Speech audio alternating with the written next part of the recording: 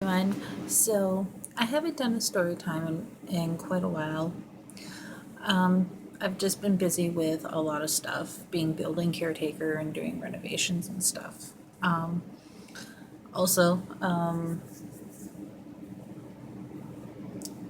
being a mom of two and school's back in session and stuff. So, um, sorry about my hair.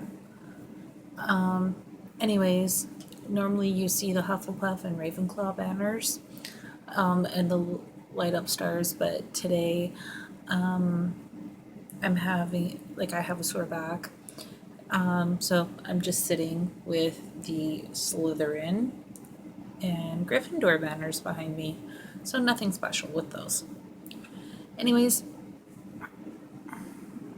okay, just making sure.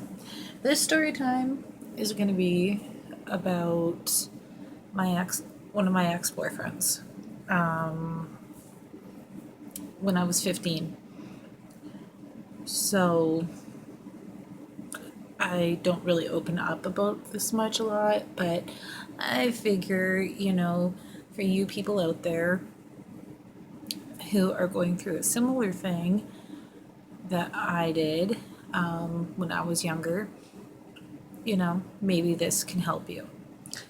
So, we are going to go back to 2000, the summer of 2000. I was spending a weekend by myself because my parents, this was back when parents could go out of town for the weekend and leave their kids, with a bit of money, have the neighbors check up on them and whatever. So I knew a lot of people in the neighborhood, so and I had quite a few friends in the neighborhood, so my parents didn't have an issue with leaving me alone. So during the day, I would leave the house um, to make it look like I wasn't home alone or whatever, and I would go out to the mall or um, the skate park, which was basically brand new for Quesnel, with British Columbia, which is where I lived. And while at the skate park, I met this boy named Troy. He was new in town. I asked him how old he was, and he was 13 at the time. I was 14. And yeah, and he had just moved from Vernon, British Columbia. So, we hit it off. So I knew that he was going to be in eighth grade, at my school and whatever. And, you know, didn't think anything of it. So a few weeks pass, school starts, you know, um, I saw my good buddy Dan from the fifth grade. I hadn't seen him in quite a while, to be honest with you. I didn't even know that we were in the same school in grade eight. Well, when I was in grade eight and he was in grade nine. But that's only because the lockers, they go by last names. So, his last name starts with an F. So he's like in a different hallway, and my last name started with a B at the time. And, even now, I would still be in the same hallway because my last name now starts with a C. So, yeah. Anyways, so I'm hanging out with Dan and our friends from elementary school, and all of a sudden, my ex comes up to me, and we were just friends at the time, and he's like, "Oh, hey, I saw you down at the skate park," and da da da da da, and I'm like, "Oh, hey, blah blah blah." So, my ex's name is Troy, so whatever. So, anyways, a few months pass, and let's say this is November, I'm guessing now, and Troy and I were kind of like in an unofficial relationship, and I wasn't doing anything with guys then. Like, it was just like nasty, ew, get off of me type thing. Like, I was even shy to kiss, like kissing on the lips, yeah, but sticking my tongue down some guy's throat, yeah, no, I would not do anything like that. I was 14, grade 9. You know, I I grew up in a very strict household, so it was just ugh. So, anyways, with my first boyfriend, it took me a month to kiss him. Okay.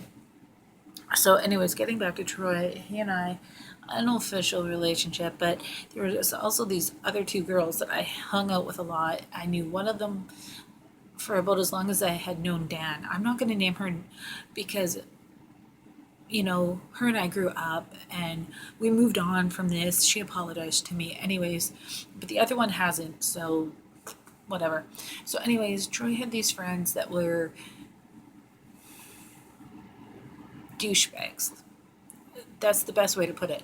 And one of them actually played hockey with my brother. So sometimes they would come over and yeah. So, anyways, let's just, oh my God, it's already 6 minutes. So, anyways, Troy was a douche. He was cheating on me.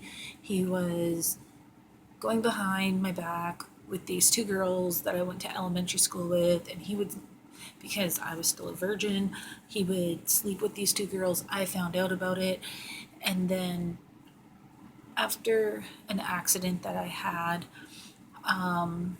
in late December of 2000, he was in Vernon, and I called him up and I told him about it, apparently. Like, I don't remember doing this, and he laughed. He laughed.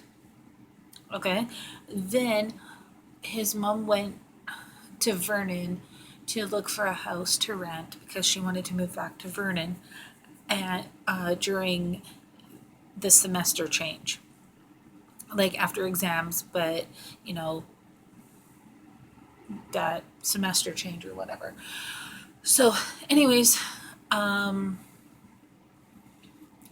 Troy stayed with us for a bit, and then that's when him and Dan got into this huge fight because Troy thought I was cheating on him with Dan. Not true whatsoever. Dan and I were really good friends. We're not friends anymore because of my dad. Whole different story. But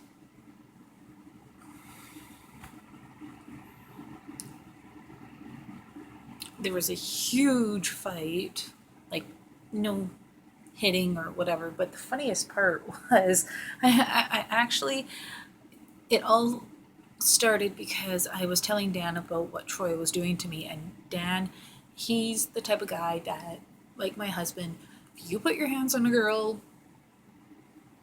watch out.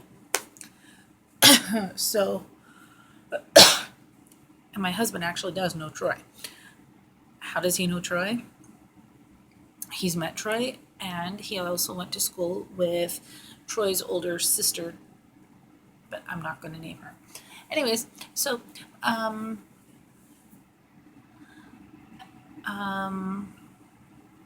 trying to think here. So where were? Oh, right.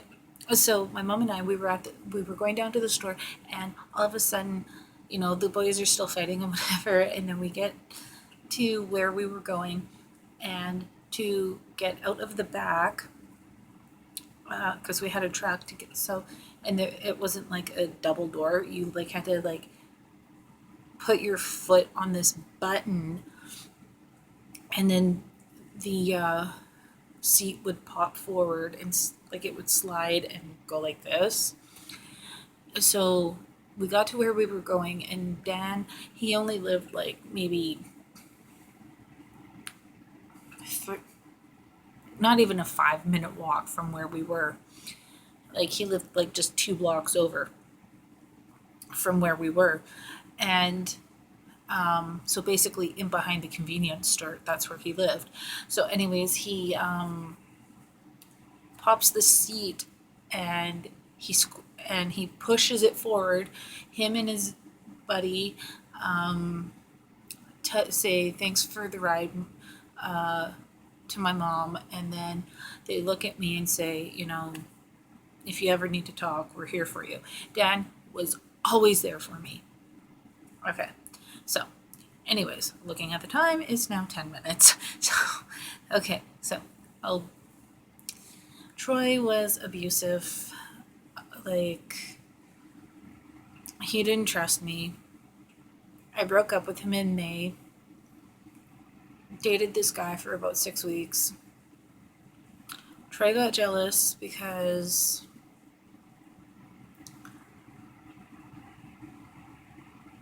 this guy that I dated for 6 weeks opened up his mouth. He knew Ricky, which is one of Troy's friends. Didn't know. I didn't know that. And Ricky blabbed to Troy, and I didn't know that Ricky was doing that. So one day I get a phone call from Troy, and he's like, "Oh, I hear you're doing shit with this guy." And I'm just like, you know what? I didn't want to do anything because you know, you sleep around. I'm like, at least I know this person wouldn't do that to me, and he was loyal and whatever. And I broke up with this guy, started going back out with Troy, and then my parents got a divorce. Yep. And I went to Vernon to visit Troy. Troy beat the shit out of me because I didn't want to fool around with him. I was black and blue. Went to. I knew a lot of people. I know a lot of people in Vernon. And sorry, I went to my friend's house. Next thing I know, my husband came over because my husband was late teens, early 20s at the time, I forget, but whatever. And he was coming over to visit this person as well. And oh my God, he saw me, and he just went quiet. And then I was down at and we go down to the skateboard park in Vernon, and like I just wanted to watch my friends because I was too bruised up to do anything. And and then I see Troy, and then I kind of like walk, away from him, and he's following me and yelling at me, and you know, tries to start hitting me. And then my husband, he sees it, and he grabs Troy's skateboard and breaks it, and they got into this huge fight. And my husband said, if you ever touch her again, there's going to be hell to pay. And Troy hasn't really come around me. Like, I'm still friends with his brother, who's the same age as me, and that is because he is married to one of my Troy's brother is married to one of my best friends. Like, my best friend. So Troy's brother is married to my best friend, and my goddaughter is my best friend's daughter, so stepdaughter to Troy's brother. Anyways, if you're ever getting abused, get out of that situation as quickly as possible. Like,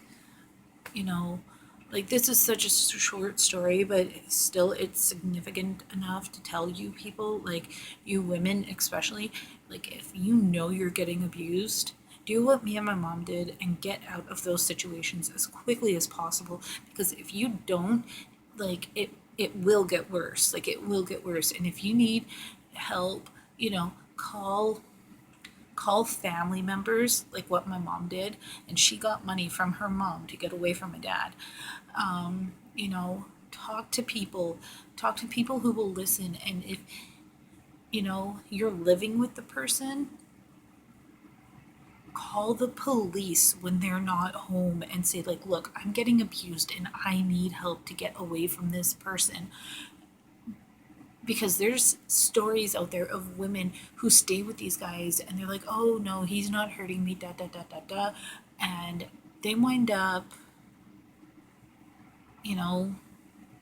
6 feet under. And it's stories like that just make me wonder, like, if I would have stayed with Troy, if we would have grown up together, If I didn't get away from him, like if I didn't have the help to get away from him, like, where would I be? You know, Trevor, Troy's brother, Trevor, actually helped me get out of that situation, even though he doesn't like admitting it, but whatever.